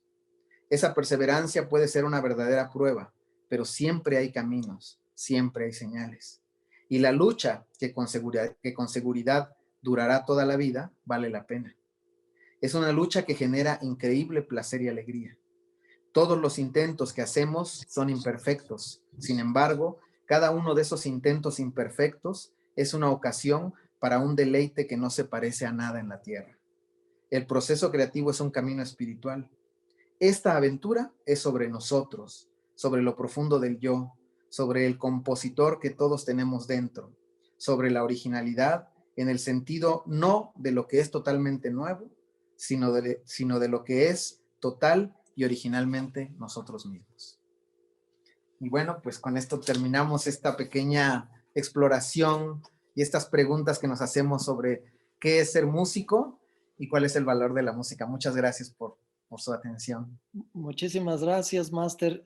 Mira, hay varias preguntas y al final de leerlas, digo, sería interesante que nos dieras tu reflexión. Y yo te tengo otra pregunta que tiene que ver un poco con tu perfil profesional, porque pues Sí. despertaste interés y entonces pues un poco vincularte con los chavos. Pero primero permíteme leer lo que dice el chat. Galo Samaniego dice, si el músico siempre tiene que decir algo y hacer sentírselo al auditorio, la música no puede dejarse en algún momento, como la han comentado, se deja tal vez, pero regresamos. Yo en lo personal la tomé tarde, pero sí trato de decir lo que siento en cada nota que toco. Y al final sí nos hace mejores personas, pero también he conocido a músicos muy ególatras. Excelente reunión, gracias doctor, gracias a todos. Michelle Cortés dice, ¿cómo cuidar esa comunicación? ¿Cómo saber si estamos dando el mensaje correcto? Hablando desde el mensaje como desde la creación de la música, es decir, el género. Enrique dice, la música, siento yo, es una energía etérea que algunos escogemos como forma de expresión. como un lenguaje el cual depende de las herramientas y vocabulario que decidimos utilizar para expresarnos elocuentemente. Esa expresión es recibida de millones de maneras, pues depende de la vivencia y percepción de quien la recibe. Y bueno, esto es lo que está en el chat y lo que yo quería un poquito, perdón, hay otra de Enrique, dice, nuestras herramientas hacen que cuando creamos, convertimos por un momento esa energía en algo tangible, que es nuestra expresión, pero la recepción es única para el que lo recibe y eso sigue siendo etéreo. Y bueno, pues a la par de escuchar tus comentarios referentes a esta que nos muestra en el chat, a ti te conocimos con una mesa muy padre que organizó el maestro MacGregor en el Festival de Jazz y que tenía que ver con el jazz y las comunidades indígenas. Sí, entonces en esta mesa que tú nos compartiste, tuvo que ser más brevemente porque eran 4 ponentes en aquella ocasión, pero nos comentaste que tú tenías de radio, tenías varias situaciones. Entonces yo lo que a título personal te pediría es que nos plantearas tu abanico profesional, que es, ya no hablemos de la música, sino hablemos de Oxama, él qué hace, porque incluso que nos dejaras tu correo electrónico, nos dejaras un celular para mandarte un WhatsApp, para los chavos están en un momento interesante en que probablemente se sentirían interesados en vincularse contigo en algunas de las facetas profesionales que tú haces. Claro, claro. Bueno, muchas gracias a todos por sus comentarios y por su atención en esta charla que también es una reflexión personal, un poco de las cosas que yo me he preguntado en mi quehacer, digamos, como músico, como una parte de lo que yo soy. Alguien hablaba de cómo dar el mensaje correcto, ¿no? Creo que en la medida en que entendemos el proceso creativo como una posibilidad de manifestar lo que somos, digamos, eh, no sé si hablar en términos de correcto o incorrecto, pero lo que sí podemos decir es que si entendemos que, por ejemplo, en este caso, hablando de la música es, como dice Stephen Nachmanovich, se relaciona con el concepto lila, que significa juego divino, podemos entender que en el ámbito del juego siempre existe verdad. Esta es una reflexión que a mí me ha interesado mucho. Pensando en esto, cuando somos niños, cuando somos pequeños, nos encantan las repeticiones, nos encantan los juegos de repetición, ¿no? Estos juegos que se repiten todo el tiempo, las canciones de ronda, un elefante se columpiaba, 2 elefantes se columpiaban, 3 elefantes se columpiaban. Nos encanta ver una y otra vez las mismas caricaturas, una y otra vez ver las mismas ilustraciones o ver las mismas películas. ¿Por qué? Porque en la repetición, ¿sí? Vamos reafirmando cosas, vamos encontrando cosas. Y yo me he dado cuenta de que hay chicos que obsesivamente ven algo, por ejemplo, no sé si a algunos les pasó, yo tengo una sobrina que tuvo su etapa Michael Jackson, ¿no? ¿Cuál es la etapa Michael Jackson? La etapa en la que descubrió al Michael Jackson bailarín, ¿no? Y que se ponía los videos de Michael Jackson y sacaba todas las coreografías de sus videos y las sacaba así, perfectamente, ¿no? Entonces la repetición nos permite eso, ¿no?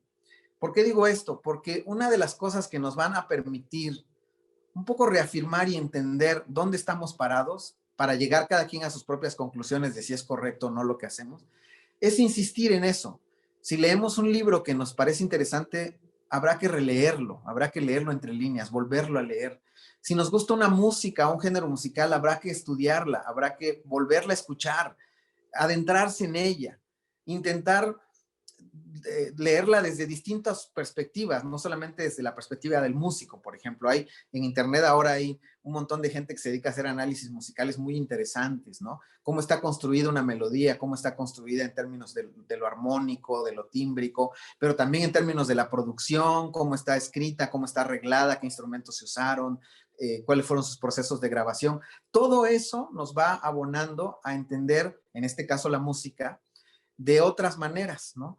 Entonces, esta posibilidad de la relectura en términos generales nos va a permitir de alguna manera cuestionarnos también si lo que estamos haciendo lo estamos haciendo de manera, digamos, correcta desde el punto de vista de lo que cada quien interprete como correcto, ¿no? Pero sí creo que una tarea que nosotros tenemos como músicos es que podamos tener esta posibilidad de la reflexión que va, digamos, acompañada o va de la mano con la relectura, ¿no? Con esta posibilidad de intentar ver desde distintos ángulos la fuente de nuestra atención. Eso con respecto a lo que decía alguien acerca de cómo dar el mensaje correcto. En mi caso personal, bueno, como les decía, yo estudié 2 años música siendo muy joven y después dejé la escuela porque me interesaba mucho el periodismo. Yo escribía desde muy joven y alguien me invitó a colaborar y empecé un poco armando suplementos juveniles en Oaxaca, pero luego ya dedicándome al periodismo como tal, digamos, atendiendo una fuente y trabajando como reportero. Durante varios años me dediqué a eso. Y después ya me dediqué a la radio y entonces esta experiencia que yo había tenido tanto como músico como periodista, la vinculé al periodismo musical y me dediqué a la divulgación del jazz a través de la realización de programas de radio, pero desde un perfil periodístico. Muy rápidamente me di cuenta de que muchos de los programas de radio que existían en México, por ejemplo, pues los hacían personas muy bien intencionadas que tenían muchas ganas de compartir su amor por el jazz y así lo hacían en espacios sobre todo de la radio universitaria, donde les permitían tener un programa, obviamente sin pagarles ni mucho menos. Y bueno, ahí llegaba esta gente con sus discos de jazz y hablaba sobre los músicos de jazz y tal. Y esa fue una puerta de entrada para muchas personas en ese primer conocimiento de lo que el jazz era. Pero también me di cuenta de que hacía falta la profesionalización, hacía falta abordar la divulgación del jazz desde el punto de vista, digamos, periodístico, por ejemplo. Y entonces yo me dediqué a eso, me dediqué a hacer periodismo musical, es decir, a investigar las fuentes, a hacer entrevistas, a cubrir algún festival y a poder compartir la música de los discos, pero desde un punto de vista periodístico, es decir, sale este disco, pero ¿cuál es el contexto en el que sale este disco? ¿Dónde se grabó? ¿Quiénes lo grabaron? ¿De dónde vienen estos músicos? ¿Cómo llegaron a esta banda, a este proyecto? Y eso es lo que he hecho durante varios años, durante ya muchos años, a eso me he dedicado. Básicamente mis programas de radio tienen que ver con eso, con el periodismo musical. Y luego cuando yo me reencuentro con la música, me dedico a tocar, sobre todo interactuando con otros músicos a través de la percusión y ahora desde hace varios años he vinculado la electrónica también a mi set de percusión y me he dedicado a producir. Al final, y después de todos estos años de actividad profesional, caí en la cuenta de que lo que siempre he hecho yo en la vida es producir. He producido conciertos, he producido festivales, he producido programas de radio, he producido discos, he producido sesiones de grabación, he producido presentaciones de libros, he trabajado en la Feria Internacional del Libro de Oaxaca produciendo también. Entonces, al final, lo que soy y lo que mejor me define en términos profesionales es que soy productor. Incluso en términos musicales y hablando con músicos, de lo que vemos específicamente como músicos y de lo que yo hago, yo me suelo definir como un productor de sonidos. Es decir, sé que soy músico y que puedo compartir la música con otros compañeros, pero básicamente lo que yo ofrezco, digamos, como parte de lo que soy, es que yo puedo producir sonidos en un cierto contexto, ¿no? Y eso significa que, por ejemplo, con una banda con la que hacemos música para cine, bueno, me vinculo con la producción de estos sonidos porque aporto texturas, ¿no? Para lo que hacen los otros músicos.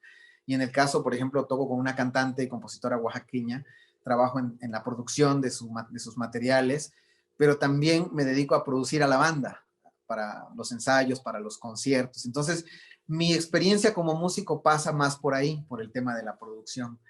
Y todo lo otro, el periodismo musical, también he sido editor en una editorial aquí en Oaxaca. Durante varios años me dediqué a la poesía también. He publicado constantemente en revistas especializadas sobre música, he hecho investigación musical. Entonces, todo eso va abonando a una visión muy particular de la música. Y una cosa que me interesa muchísimo es la historia.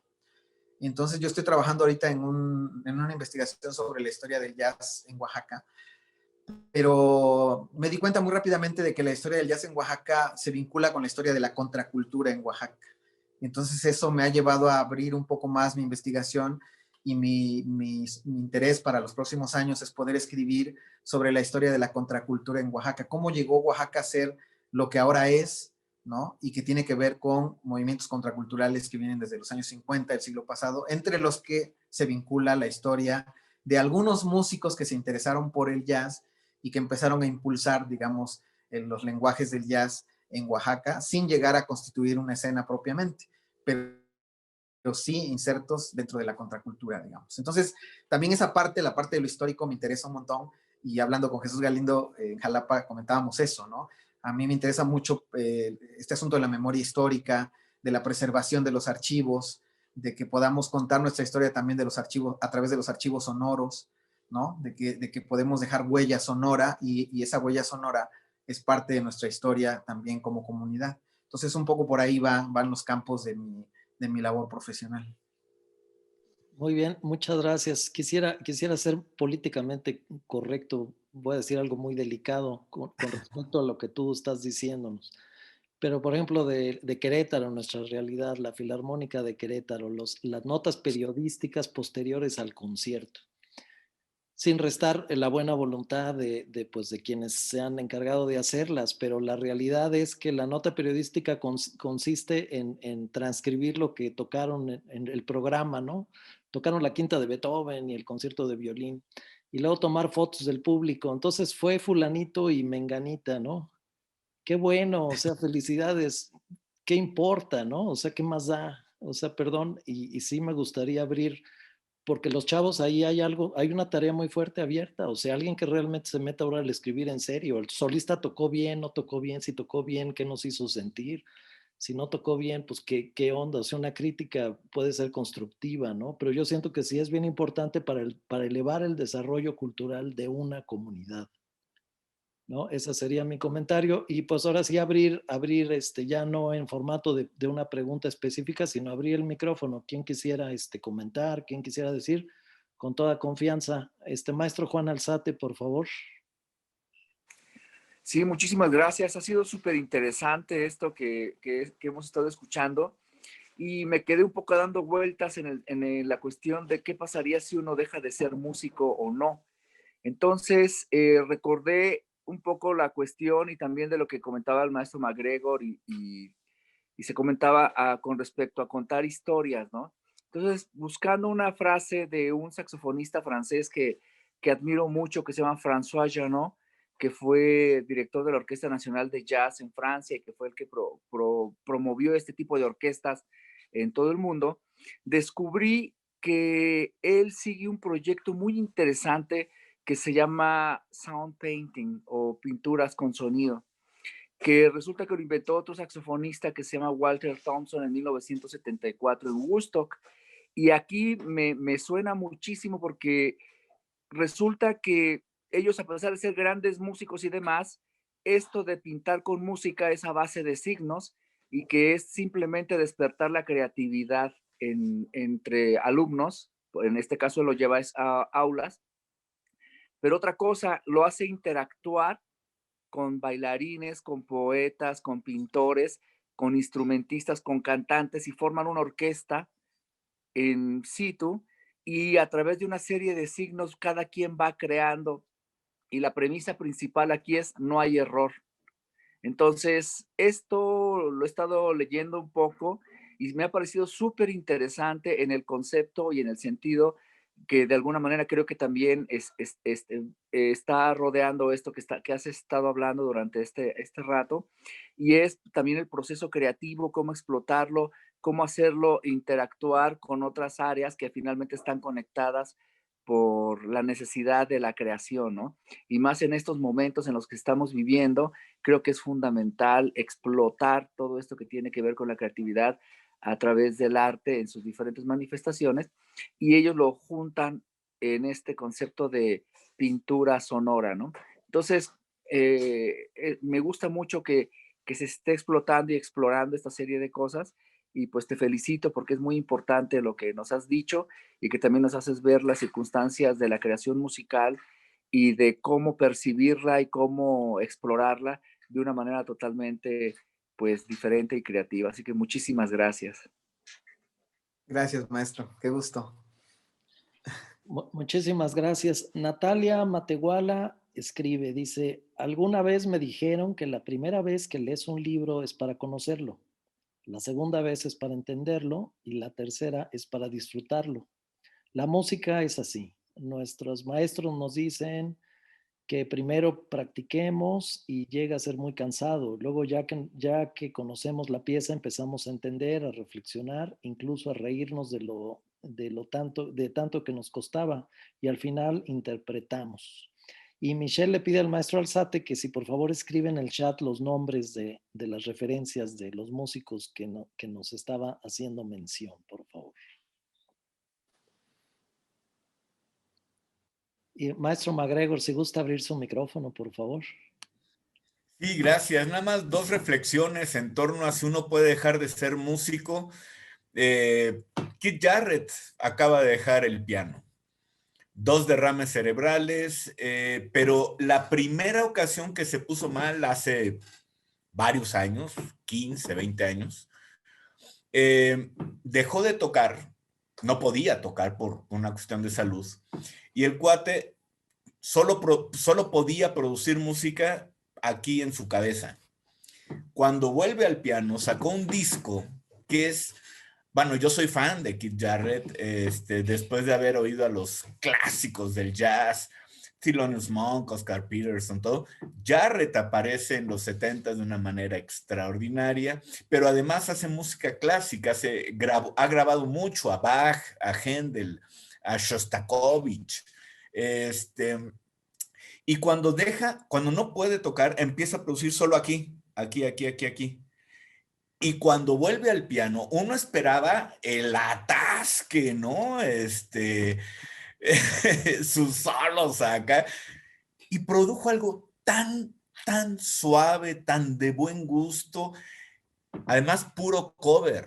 No grabó composiciones. Me refiero al disco Midnight Melody. A Midnight Melody with You es de una exquisitez amorosa, emotiva, increíble.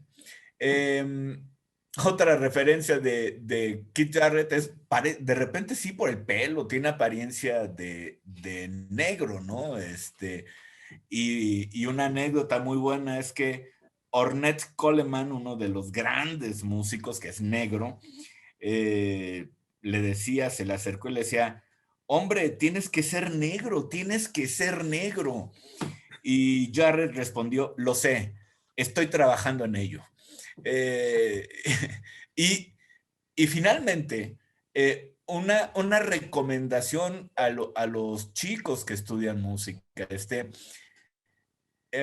La música no solo es tocar música, interpretar música, es leer sobre música, es hablar sobre música, es asistir a la música.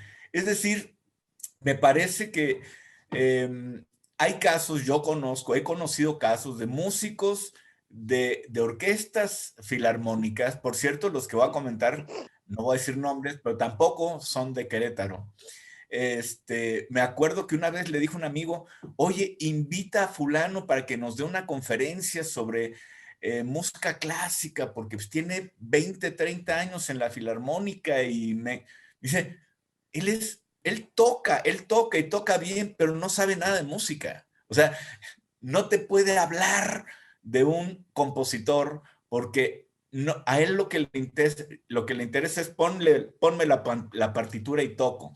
Yo creo, y mi recomendación es, lean biografías de los músicos que les apasionen.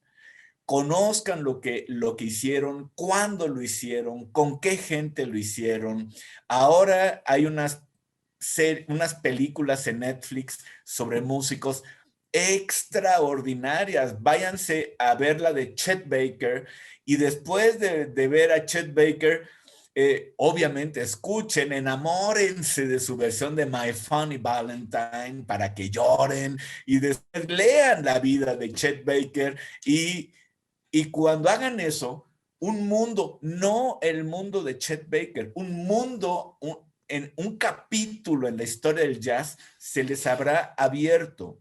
Está uno que acaba de salir, que se llama La Madre del Blues, Uno que me recomendó el doctor Alonso y que viniendo de él inmediatamente vi y que está impresionante. I Called Him Morgan, la vida trágica de Lee Morgan, un gran trompetista que tocó con Art Shaw, o sea, impresionantes historias, pero en esas historias está la historia de la música. Entonces a mí me encantaría, o sea, yo no puedo entender a un alumno de jazz que, que no va a un concierto de jazz cuando tiene acceso al concierto de jazz.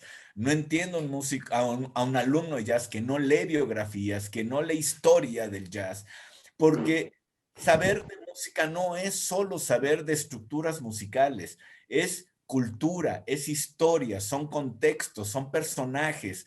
Y en la medida que uno quiere o desea contar una historia propia, un poco lo que decía Michelle, cómo contar algo, eh, no me acuerdo cómo lo había dicho, pero cómo compartir algo y que el mensaje esté bien dado, pues va a estar bien dado en la medida que sea tuyo. Y para hacer un mensaje tuyo, no puedes inventar el hilo negro. O sea, alguien que quiere improvisar, obviamente desde un sonido propio, pues tiene que practicar repitiendo o procurando repetir improvisaciones de los grandes, de otros. Y poco a poco ya podrás ir generando un lenguaje propio, un lenguaje, una historia propia. Recuerdo una canción que cantaba Margie Bermejo que decía, vez. O sea, tú puedes oír una y otra vez una canción, un tema, y lo vuelves a oír y dices, ay, güey, este es otro. No, la canción no es otra. Probablemente el que eres otro eres tú, como decía Oxama. Entonces, pero la verdad, mi recomendación es no solo hagan música, lean sobre música, vayan a oír música, júntense con gente que hable, que sepa de música, y cuando lean de música, lean biografías, lean historia de la época, lean periodismo cultural, porque ahí están los que saben, ahí están los que realmente nos pueden aportar algo. Todo eso nos va a generar un lenguaje, todo eso nos va a dotar de la posibilidad de pronunciar algo bien estructurado, bien fundado. Y bueno, yo aquí aprovecho para saludar al maestro Juan Alzate, a quien cuando escucho sus discos me evoca historias y de veras jamás le he preguntado, y a lo mejor ni le pregunte porque a lo mejor me arruino las historias, pero de repente lo estoy escuchando y ya me está llevando a ciertos lugares que conozco o lugares que no conozco, pero que me los imagino de determinada manera, porque él está construyendo una historia así como todas las historias empiezan. Había una vez un lugar. Y eso me parece que se logra cuando ya tienes un lenguaje propio y no solamente puedes leer y cada vez comprender, sino cuando puedes empezar a escribir y a contar algo nuevo. Así que, pues, con este comentario van mis consejos recomendaciones a los alumnos que quieren ser músicos. Muchísimas gracias, maestro MacGregor. Y bueno, pues Ricardo escribe, dice, coincido con el profesor José Antonio. Creo que un músico al principio debe educarse culturalmente para poder desarrollar su propia intención musical. Y bueno, lo que nos dice el maestro MacGregor también nos lleva a un momento muy importante de la plática, que son pues los consejos un poco paternales tal vez del maestro Oxama hacia las juventudes, y si se emociona el maestro Alzate, si se emociona el maestro Gesell, pues adelante. Bueno, muchísimas gracias. Quiero saludar a Enrique Toussaint, que también está con nosotros, querido amigo y uno de los grandes músicos de este país. De entrada, les diría a los muchachos que escuchen a Sacbé, que es una banda fundada por 3 hermanos en los años 70 y que cambió el panorama de la música en México y que su onda expansiva sigue vigente hasta el día de hoy. Hace unos días salió en reedición en vinilo el primer disco de Sagbé, y creo que es esencial para quienes estén interesados no solamente en el jazz, sino en la historia de la música de este país, escuchar a los hermanos Toussaint tocando en su banda Sagbé y luego sus propios proyectos personales, es una tarea esencial. Así que gracias, Enrique, por estar acá.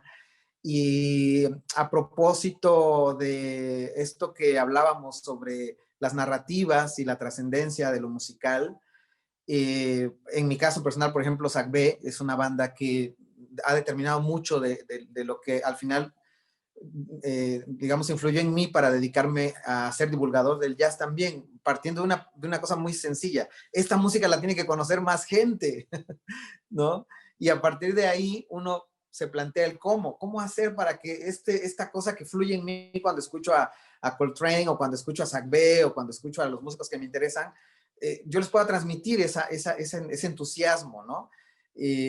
Bueno, eso es parte también de lo que a uno le toca. Con respecto a lo que decía José Antonio, con respecto a Keith Jarrett, efectivamente, Keith Jarrett sufrió un síndrome de agotamiento crónico que simplemente él no podía ni siquiera caminar, o sea, sostener una pluma le generaba un dolor terrible, estuvo mucho tiempo en cama y él pensó que no iba a poder volver a tocar. Y esta grabación a la que José Antonio hace referencia, el disco de Melody at Night with You, es un disco que él en realidad no pensaba publicarlo, simplemente se acercaba el cumpleaños de su esposa y él no tenía ni siquiera fuerzas, o sea, no sabía qué regalarle porque no podía ni levantarse de la cama, menos iba a ir a comprarle algo, ¿no?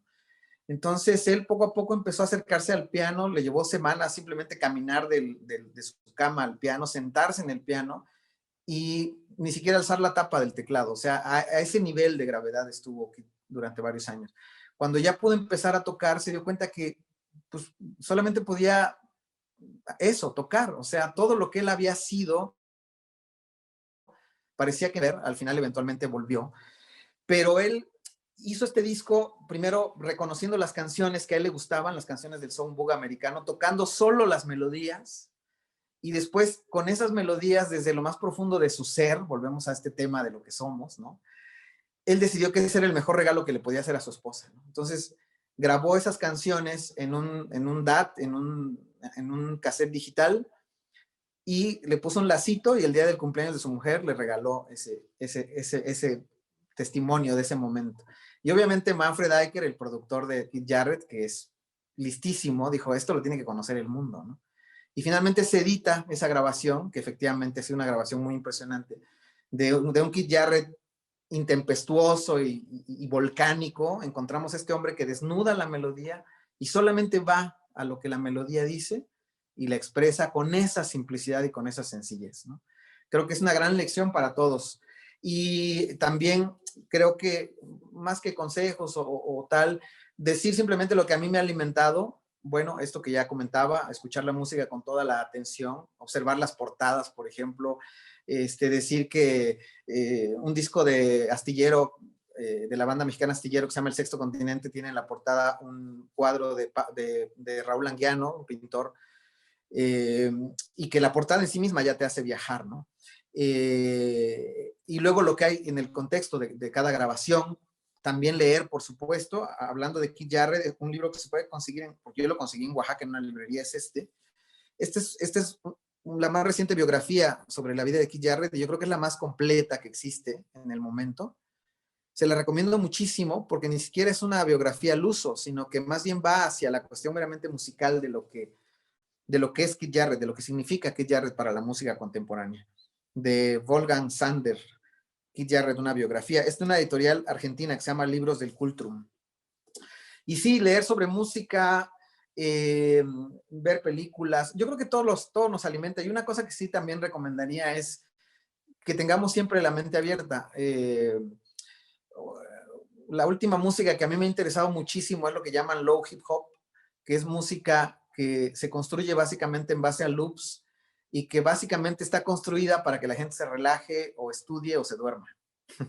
Y en YouTube hay un montón de estaciones en vivo que transmiten esa música. Esa es la música que ahorita a mí me está interesando mucho por el tratamiento que le da a su discurso musical, por ejemplo, ¿no? O la música que está haciendo Jeff Parker, que es un guitarrista de Chicago, que formó parte muchos años de una banda llamada Tortoise y que está vinculando, digamos, la improvisación libre y lo que él sabe del jazz y del post-rock con estas nuevas músicas callejeras afroamericanas que también han tenido mucho éxito a nivel comercial, por ejemplo, la música de alguien como Kendrick Lamar o como Drake, vinculadas con lo que sucede con el jazz en este momento, con la música urbana, y pensando en cuáles son los derroteros que va a tomar el jazz hacia el futuro, digamos, me lo pregunto como periodista, ¿no? Entonces, tener esa posibilidad de abrirse, ¿no? A escuchar. Hay mucha gente que dice, no, que el reggaetón esto, que el reggaetón aquello. Bueno, antes que nada a mí me interesa el reggaetón como fenómeno. ¿Por qué el reggaetón en este momento es la música que más se escucha a nivel mundial, a nivel de industria?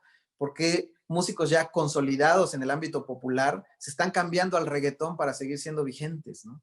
¿Qué es lo que le da esta música a los jóvenes? Es lo primero que me pregunto antes de hacer un juicio de valor sobre ella, ¿no? Entonces, creo que eso es muy importante como músicos, que tengamos la mente abierta, que podamos sentirnos retados a poder disfrutar de estas experiencias de lo musical, que en mi caso, por ejemplo, fue el hecho de dejar de sentir el aplauso de la gente que me estaban escuchando, a simplemente pasar a tocar música para un momento específico de la vida de alguien que se estaba casando, ¿no?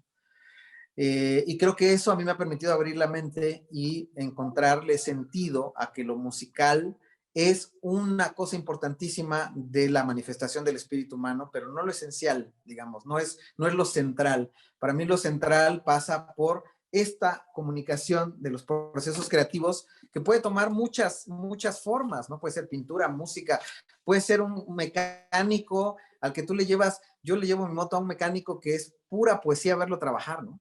O sea, de verdad, la manera en cómo usa los instrumentos, las herramientas, la manera en cómo se apasiona cuando te explica según qué cosas, hay arte ahí, ¿no? Entonces, eso me parece que es también fundamental. Sí, muchas gracias. Y precisamente Sigrid escribe, dice, la charla se aplica perfecto para la pintura. El arte es lo mismo en cualquier disciplina. Alex dice, ¿puede pasarnos sus redes, maestro? ¿Dónde lo podemos encontrar? Y bueno, pues damos de nuevo la bienvenida al maestro Enrique Toussaint y abusando de su generosidad, le vamos a pedir que abra su micrófono y nos regale unas palabras. Para nosotros sería muy importante escuchar. Buenas, muchas gracias. Muchas gracias por tus palabras, Osama, y gracias por invitarme. Muy interesante la plática. Y bueno, yo nada más puedo hablar desde mi percepción, manera de ver las cosas. Yo nací y crecí de una manera muy heterodoxa musicalmente, porque no tengo educación musical, soy autodidacta 100%, como mis hermanos igual. Y creamos nosotros por una necesidad de crear, básicamente.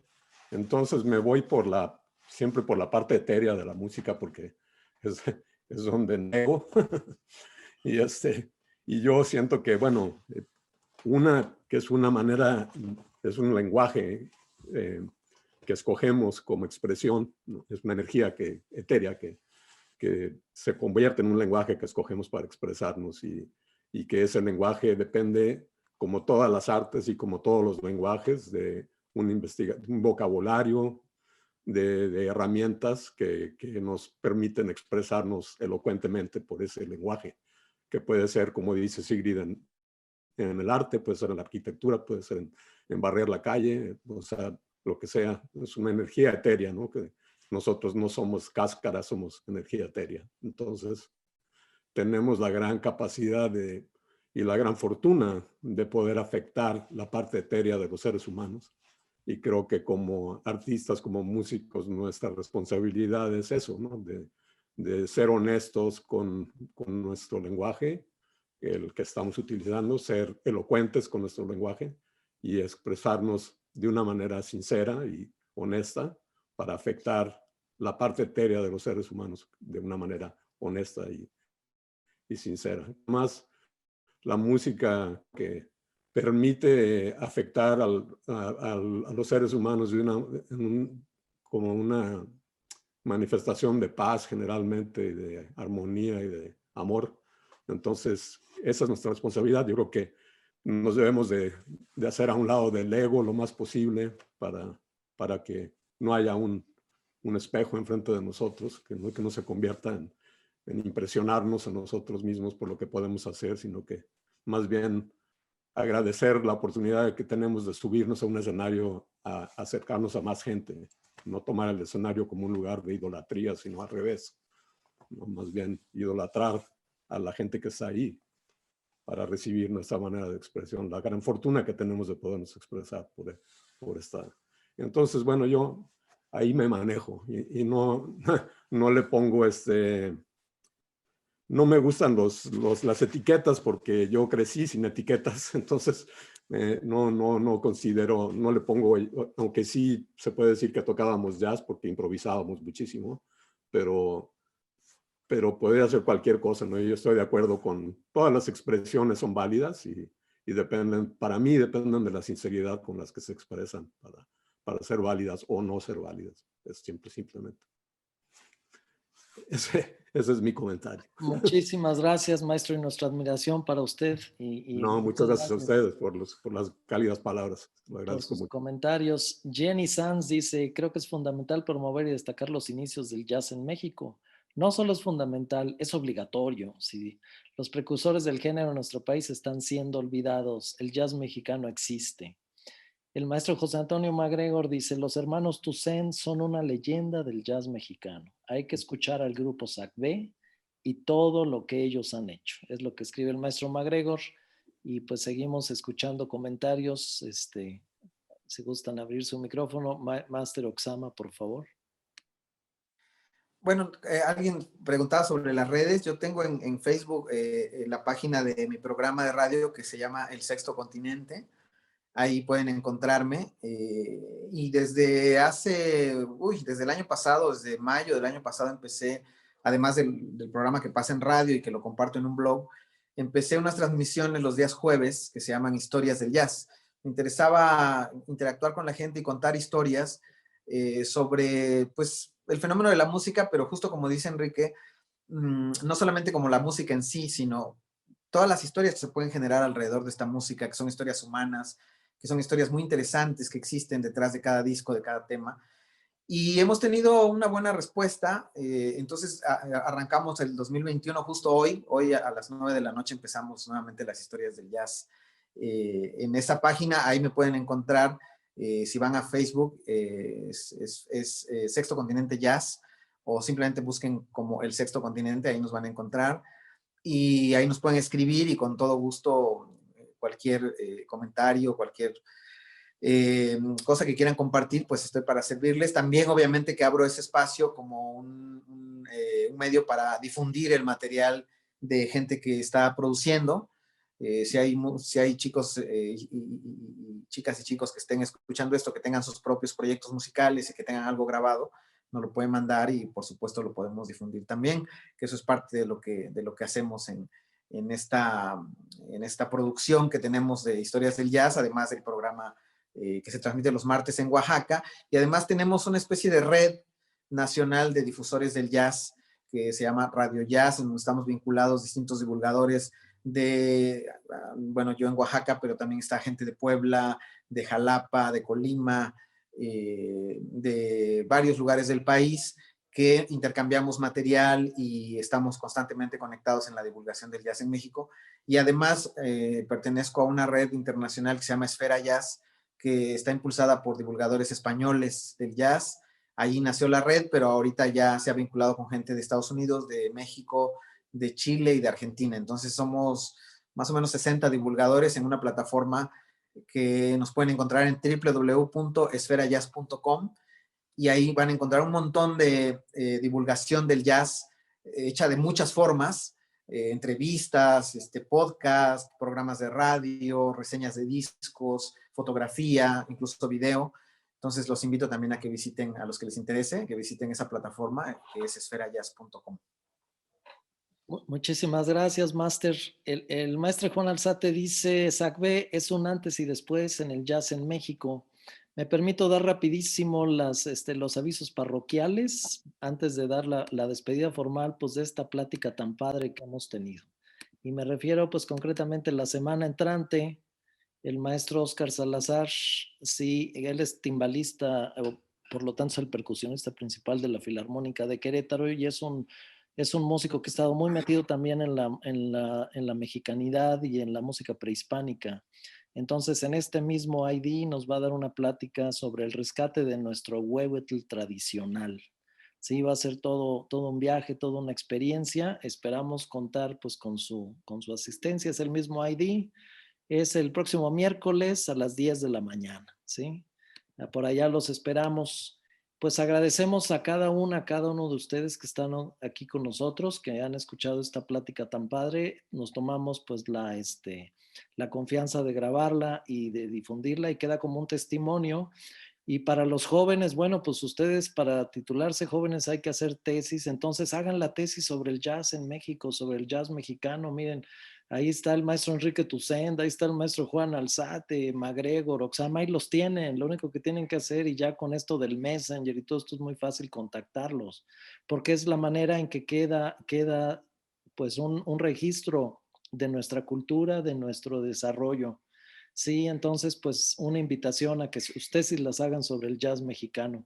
Maestro Oxama, muchísimas gracias por todo lo que nos has compartido, que Dios te bendiga. Y pues aquí tienes tu casa, pues tú y cada uno de ustedes, aquí tienen su casa en la Facultad de Bellas Artes de la UAC. Un saludo afectuoso del doctor Eduardo Núñez, ¿sí? Y pues muchas gracias, que estén muy bien y que cuídense mucho, hay que cuidarnos mucho y que tengan muy buen día. Muchísimas gracias. Gracias. Felicidades, Oxama. Felicidades, Alonso. Gracias, gracias. Un abrazo, maestro Enrique. Abrazos. Oxama para presidente. Maestro Juan, hasta luego, todos, chicos. Gracias a todos. Cuídense mucho.